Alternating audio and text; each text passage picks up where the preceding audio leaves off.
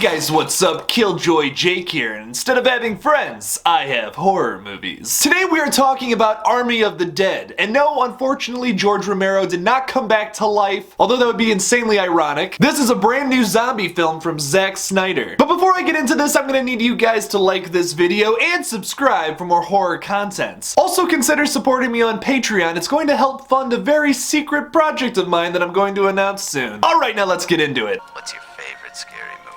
Well, I'm Pennywise, the dancing clown. Oh, no, not the beast! Not the beast! You son of a... God, don't do that. But sometimes that is better.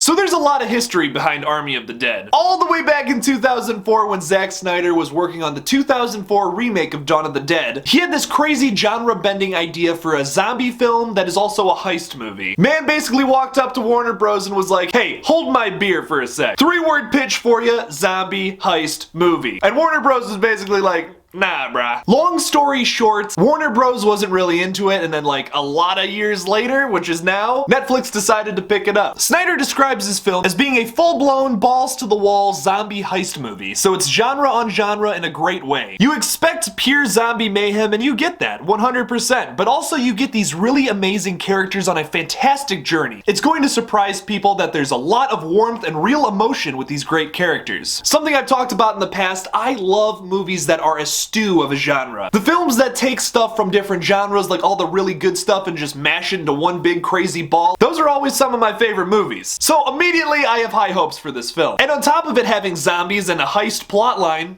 it has heart. The new film's setup is that a plague has been released from Nevada's secret Area 51 military base. The US government has managed to contain the outbreak by building a wall around an overrun Sin City. But there's still all that cash in zombie-infested casinos. If only somebody would be brave enough, or dumb enough, to try to go and get it. Like I said, concept alone, this sounds fantastic. I don't know why Warner Bros. Wasn't into this. Maybe it's because they would have to spend somewhere between $15 and $20 million on what is essentially a zombie movie, but this just seems way more than that. Zack Snyder definitely has the potential to do some great stuff. I think most of his DC movies are just okay. I know a lot of people really like them, but they never really did anything for me. I really like 300, and I also really like the Dawn of the Dead remake, which I might like it better than the original. I would say that's very arguable though. Snyder says, with Dawn, we made a zombie movie, but tried to do it all the way, with all of those tropes of the genre. That was so fun, so I started to think of what other genres that story didn't have room for. It's this tone where you have fun with the genre, but you don't make fun of the genre. It's a fine line. Netflix is so enthusiastic about this new movie, they've even started production on a 4-hour animated prequel talking about how the zombie virus started. The fact that they were so enthusiastic about that gives me way higher hopes than before. Now, I don't love everything that Netflix puts out, but when they do put out something good, it's always noticeable, and the horror community recognizes that. I mean, The Babysitter, Stranger Things, great stuff! And hopefully we're going to be adding this to the list sometime soon. Now, here's something different that they're doing with this whole zombie outbreak thing. They're actually going to be explaining the hell out of where the virus came from. I guess it's supposed to come from Area 51, possibly aliens. And I guess I had mixed feelings about that. I almost kind of like the vagueness of not knowing everything about the virus. In a way, it kind of makes it scarier. Like in 28 Days Later, there's really not an explanation of where it came from. You kind of get that scene right at the beginning of the movie where they're testing it on apes, and then of course they get out and start biting people, and then everyone turns into a zombie. That mystery element of the virus kind of adds this weird subconscious level of horror that I've just always appreciated. And I feel like when you explain things too much, you kind of lose that, and then it becomes less scary and more predictable. I know I'm probably in the minority of that opinion. Some people really want to see a zombie virus get fleshed out, where it came from, how the mistake was made that it was released upon the public somehow. Personally, I kind of like it being vague though. So when they do end up doing this prequel, I hope it's just not over-explaining everything. That kind of takes the magic out of it for me. Now, Snyder hasn't revealed that much about the zombies, but we do know they're going to be classic Romero-styles shambling zombies, and not these running fast zombies we've seen in like World War Z or Train to Busan. And as much as I like running zombies, I kind of think they have their own little terrifying aspect to them because they're so fast. I've always been a fan more of the slow zombie. There's something really terrifying about a slow shambling zombie that's just totally relentless. No matter where you are, it's just following after you. That's way scarier to me than something that's just running after you. Also, slow zombies make a little more sense if you think about it. Like, sure, a fresh corpse would probably be able to run if it was reanimated reanimated by some kind of virus, but like a week-old corpse that has rotting flesh on it, like it wouldn't be able to run. The main character of this film is played by Dave Bautista, who you probably know as Drax from Guardians of the Galaxy. He was also a wrestler before that, you might know him from that more. I don't know, I'm not really into wrestling. But I guess when Zack Snyder approached him about being in the film, he almost immediately said no. And I get it, he was looking for more dramatic roles, he's trying to be a more established actor before he starts doing zombie movies. But I guess he read the script and fell in love with it. He did unfortunately have to say no to a part in the new Suicide Squad, but hey, at least we're getting him in this film. And how cool would that have been if Dave Bautista was in both of the superhero cinematic universes right now? That would be pretty crazy. But hey, I'll take him fighting zombies any day. You're not hearing any complaints from me. Bautista also talks about, you know, I've worked with James Gunn in the past and he's a fantastic guy, but I also want to work with Zack Snyder, which I think is really cool. I'm very excited to see what they do on this movie. It sounds crazy and right up my alley. So a weird little speed bump this film hit was that Chris D'Elia, the comedian, was supposed to be in this film. There was a lot of allegations that he had sexual misconduct in the past. I could have sworn I read something that all of this was a misunderstanding, but I guess not, because he got kicked out of the movie and he's been replaced by another actor. It's not like a huge deal or anything. I don't really love Chris D'Elia. He's like, okay, you know? Maybe the guy's really an a-hole. But he's being replaced by Tig Notaro from Star Trek Discovery, which really doesn't bode well because if you've seen Star Trek Discovery, it's not great. Especially if you're a Star Trek fan like myself. But who knows? Maybe this guy did a good job. I'm hoping so. It is supposed to be more of a comedic role. I guess that's why Chris was in the role originally. And hopefully it comes off as funny and not, oh, we just threw this guy in there last minute, let's see what happens. There's also going to be a little bit of political overtones. Probably talking about just the crazy situation the United States has been in recently. I don't really like talking about politics on this channel, so I just thought I'd throw that out there. Let's just enjoy this as a zombie heist movie with heart together. Overall, I think Army of the Dead is going to be a ton of fun. I'm so excited to watch this. Anytime I hear about a movie coming out from like a big director that's genre bending, I always get really excited. I'm really looking forward to it, but what do you guys think about all this? Are you pumped for Army of the Dead or